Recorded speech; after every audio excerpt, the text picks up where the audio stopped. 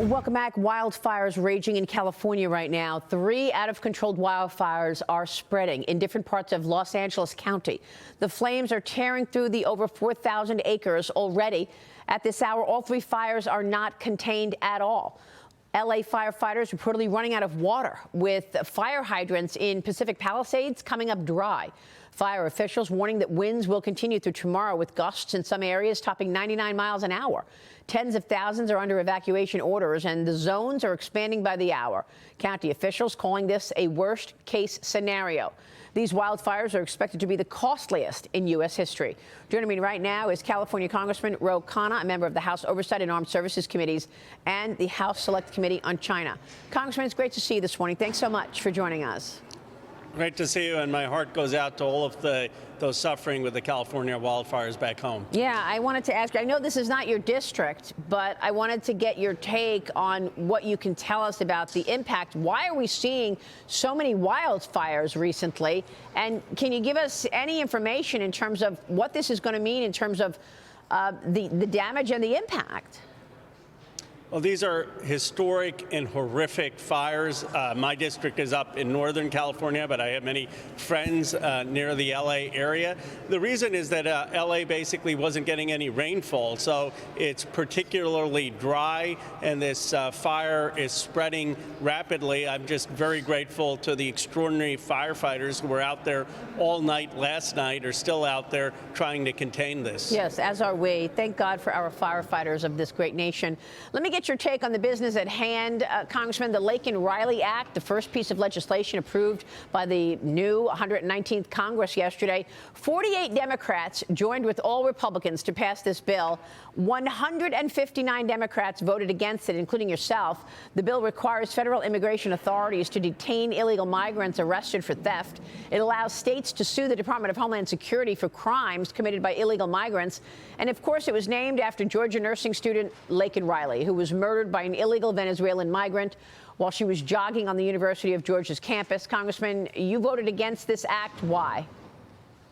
Well, what happened to Laken Riley was outrageous, and my heart goes out to her family. And any violent criminal, any criminal of a serious offense who's convicted ought to be deported. But my objection to this bill was that the standard was arrest. And in our country, in my view, you're innocent until proven guilty. Why not make sure that someone who has been arrested for shoplifting or arrested for a burglary and has been here maybe 10, 20 years, maybe a DACA kid, that they first get the court process and are convicted before they're deported?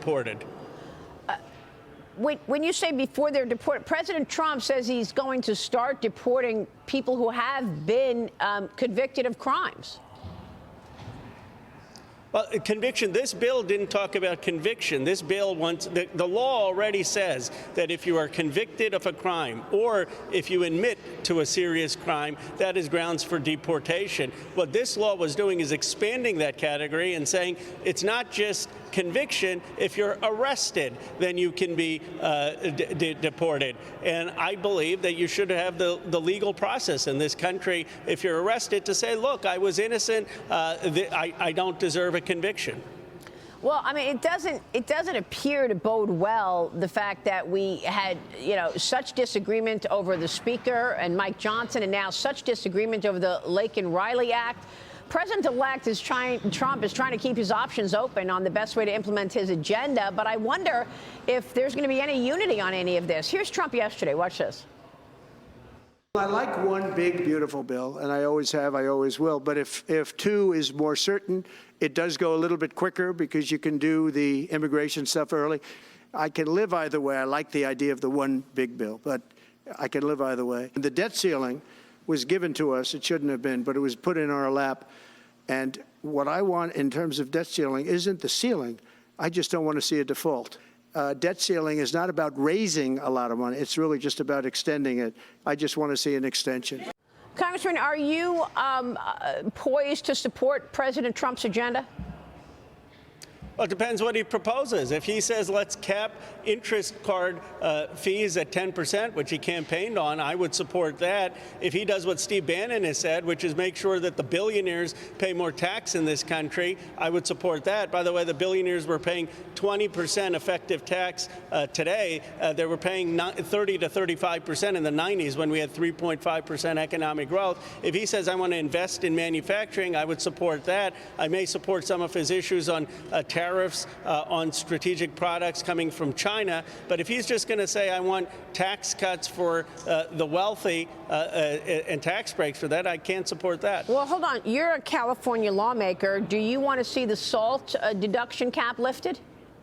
I do, within reason. I mean, I think that it should be lifted to an amount that covers working and middle-class families. But that's one issue. What I rather focus on is giving Americans in the working and middle class a raise the minimum wage. What I rather focus on is making investments in this country in manufacturing. But I do support that SALT proposal, but I'm not going to vote for it if it means giving more tax breaks to billionaires and corporations, many of whom have outsourced our jobs. Okay, well, you just said, look, if he executes what he campaigned on, what President Trump campaigned on largely is securing the border and cutting taxes. Are you going to support those things? Will you support $100 billion that they're looking to get allocated from Congress for the deportations and the security of the border? Well, it depends on the details. I said I'd support some of the things that. Well, that's the details. $100 billion they need to carry out these deportations and to secure the border by building the wall. Will you support it? That's the detail. Well, I think it has to be part of a comprehensive immigration package that we had, by the way, in the Biden administration. And if the details include that we're treating people with dignity, that there are immigration judges, there are more of them that we need, that people actually have their due process. And then if they have committed felonies or crimes, yes, they should be deported. And of course, we need to secure the border. So it depends on the actual language, but no one would just say, okay, I'm going to support $100 billion without even reading the bill. Even Republicans probably wouldn't do that. You did that with Obamacare, right? I supported the Affordable Care Act. I wasn't in Congress back then, but I wasn't in Congress. I still looked at the bill. As you know, it was largely modeled after Mitt Romney's efforts in Massachusetts. I'm laughing because I know Nancy Pelosi said we have to pass the bill before we actually read it. But I want to get your take on whether or not getting the SALT cap lifted is going to be enough for you to get on board with the other issues that Trump is trying to execute. And that includes border security, and that includes raising the debt ceiling, and that includes energy permitting. Are you on board with those things if you get your SALT cap lifted? No, because what the tax breaks are going to do is explode a deficit that could go to $4 trillion of deficit spending. And by the way, that's going to put pressure, as you know, on mortgages and interest rates, because we've got a $36 trillion debt. Now you want to expand it more. Treasury bonds rates are going to go up. That's going to put pressure on home mortgages. Prices are going to go up. It's just fiscally irresponsible. Are you going to talk with President Trump about this? I mean, look, he's meeting with GOP lawmakers this weekend, and Politico is reporting some specifics in terms of what officials are planning to offer. And they're talking about expanded state and local tax deductions at the meetings at Mar-a-Lago this weekend in exchange for you and others who want the SALT deduction lifted to get in line behind the agenda. So if you get that accommodation for SALT, you're still not committing to being on board with the rest of this agenda, are you? No, look, the SALT deduction, as you know, Maria, was eliminated by Donald Trump. Now, I'm glad that he's reversed course and is considering allowing some of those deductions. But no, I'm not going to sign off to massive tax breaks for corporations and increasing the deficit when we need to be focused on raising wages for most working class Americans. Yeah, but, you know, when you look at where you are, it's going to be all Republicans supporting President Trump's plans, and I'm wondering what you want to see. I mean, you talked about, you know, interest rates, caps. You talked about you didn't talk about the main things that President Trump campaigned on, which was border security. Are you on board with border security or not?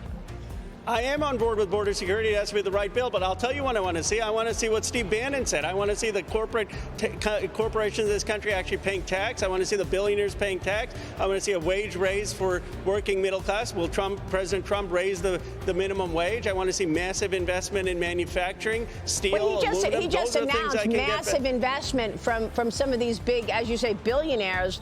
Yesterday, 20 billion. A month ago, 100 billion. So when you say investment in the U.S., that's what he's doing. Well, I support some of that, but what we need to do is look at places, factory towns that were deindustrialized, and you need public-private partnerships to be investing in manufacturing. I have a bill on steel, bipartisan bill, to build new steel plants. President Trump said he wants to be the president who brings back steel and aluminum. Let's do it. Yeah. Biotechnology. Why aren't we making pills here? Why are we making them all in China? I worked with Senator Young, bipartisan biotech commission, to make pill factories in America. If he does that, I would support that. So there are areas that we agree, but what I'm not going to support is more massive tax breaks for the very, very wealthy who are paying a lower tax rate today than they were paying in the 90s. You don't want the tax extended. You don't want the tax cut plan extended. I certainly don't want it for people making over $400,000 and for some of these millionaires and billionaires. Okay. No, I believe they can pay more tax, and we should be investing that in healthcare, education, infrastructure, manufacturing. All right, Congressman, great to have you on. Thank you so much, sir. Thank you. Khanna in D.C. Appreciate it. We'll be right back.